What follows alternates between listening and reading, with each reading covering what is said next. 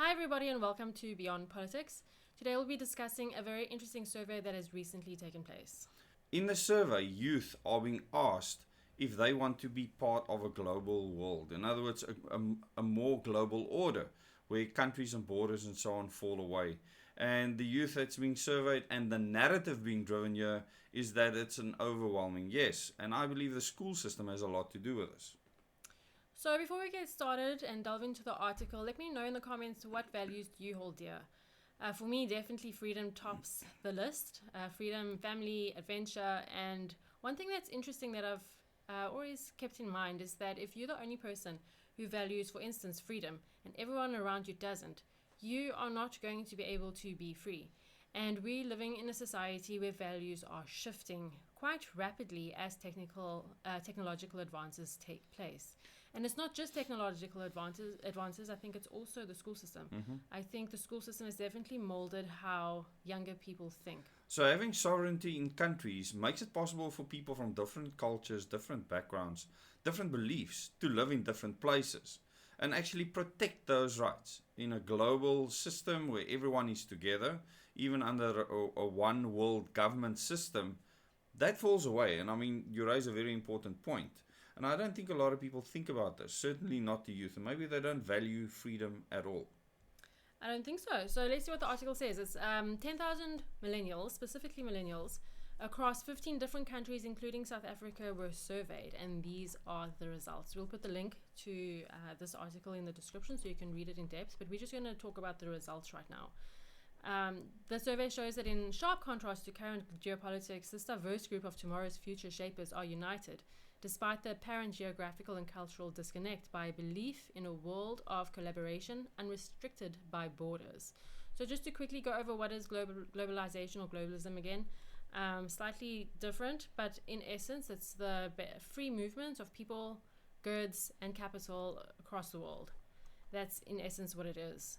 The world is changing and there is a new economic power shift driven by a new generation of global citizens. I don't think, if you're a millennial, let me know, I don't think we necessarily feel patriotic towards a country, towards flag, towards a national anthem. I don't think our national anthem brings tears to our eyes like the previous generation necessarily. But maybe I'm wrong, let me know in the comments. They are shaping the future and inspiring others to do the same. They are redefining globalization to one of personal globalization. I definitely think globalization 20 years ago is not the same globalization as today. So let's just get into the actual results. But I believe this is a narrative being driven deliberately to foster a global government and actually a want and a need for that, and getting citizens to be able to vote for something like that legitimately within what they call the democratic election systems. Yeah. So global citizenship, the way of the future. Global citizenship is pivotal for creating the world millennials want for the future, as they believe the concept of belonging to one individual country is outdated. In line with global views, millennials perceive connection and collaboration as the most critical steps forward to achieving global citizenship, with more than 8 out of 10 prescribing to the philosophy. So I disagree. As a millennial, I disagree with that. I do believe in sovereignty. I believe in national identity. I believe national identity protects individual identity, and that's important. I think that, this is a different kind of globalism. It's been created because it's not inevitable, and this is what a lot of people don't understand. It doesn't have to be that way. People can be in different countries, do things in different ways, and still be able to travel freely and trade freely. Absolutely. With borders. Yeah, so this is beyond globalism in a sense. Okay, so this is where it starts to get murky waters. This is on its way to a one world government. 100%. And a one world global order. It sounds inevitable when you read things like this, but again, I actually don't think this is a true representation. Freedom to be global safeguards the future. So the idea of limitless movement empowers millennials as they believe it will allow them to control their destiny.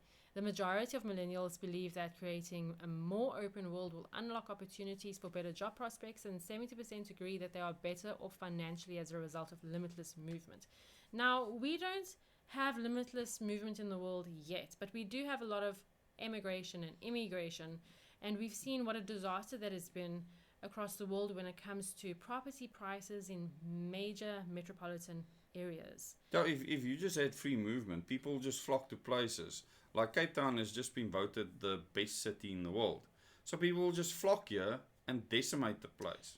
Globalism will obviously stimulate urbanization, which will bring its own problems. So in wherever you go in the whole world, there'll be the metro areas, which are highly populated, very economical, strained infrastructure, unpleasant, stressful way of life, and then you'll have the rest. And I think that gap will get wider and wider and wider. I think the last part is the most important.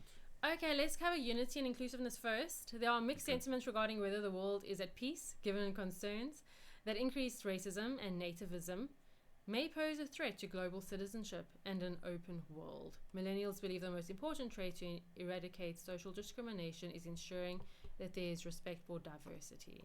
Well, respect for diversity is very different to actually wanting to remove cultures, wanting to remove religion, wanting to remove the things many people hold dear, like family, being a husband and wife, having children, having uncles and aunts, grandparents, etc. That whole concept is being broken down by this group of people, and it's 10,000 that was surveyed. It's a small sample in 8 billion We have a new people. culture. It's a money culture. Yeah. Chasing money culture. So in a smart city system, this is the kind of world where they will live very happily. They won't even have to work. In fact, everything will be given to them, and there will be no need for them to even exist at the end of the day. It's interesting, but here's the big crux.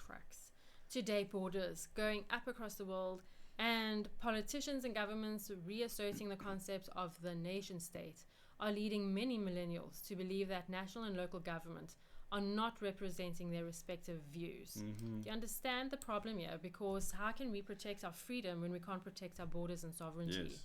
It is This global one world government. it's a destruction of an. If we were an empire, it would be destroyed with this mentality. This is evident in the report, which showed that 7 in 10 millennials in South Africa do not believe that the state and local governments represent their views as global citizens. Let's interject here. Do you see how important government failure is to the fourth industrial revolution? Absolutely. It is imperative that the Governments fails. fail worldwide. It's Absolutely. imperative that It's part of the plan. failed government is enabled so that we want to be rescued by some global hero to come save us and take away our freedom and ration our water and all our other needs and indoctrinate our children and all the rest, take away our parental rights. However, 2/3 believe international institutions do represent their views. Can you believe that of the 10,000 surveyed in South Africa, 2/3 of youth believe international organizations such as the UN, I'm guessing, actually represent their views better than governments? It's serious brainwashing. The UN spending time at schools, brainwashing the teachers, brainwashing the principals, the department heads, the Department of Education, and everything else in between. So we've been speaking about this for 4 years now in detail since we toured the country, warning you about this, that it'll take place. It's here, it's being driven, and we want to make you aware. In our members live stream last night, and if you aren't a member of the channel, you can join at various membership levels, but the membership community, we discussed this at length. Going to the detail of the plan that has been laid out. And you can go to the Moments in Time playlist on this channel. Go and watch those videos. They are free for the public to watch. That shows you what happened behind the scenes. What is shaping our future right now. Where those plans came from in the late 1700s and how it's being orchestrated right now. And values in society change over generations. It's normal. The school system has a lot to do with it. Media has a lot to do with it. Yeah, but that's propaganda. And the technological advancement has a lot to do with it. However, if you do believe in freedom and want freedom, and if you feel like a lone voice, you have all the more responsibility to make your voice heard, so that your opinion is out there in society, on social media, in real life, in your neighborhood, in whatever communities that you move around in your real life. So if you haven't subscribed to this channel, subscribe. This community cares about freedom, is concerned about things like this, and we would like to invite you to become a part of this community. Go and visit our website at www.beyondpolitics.co.za and see what solutions we have, what we can do.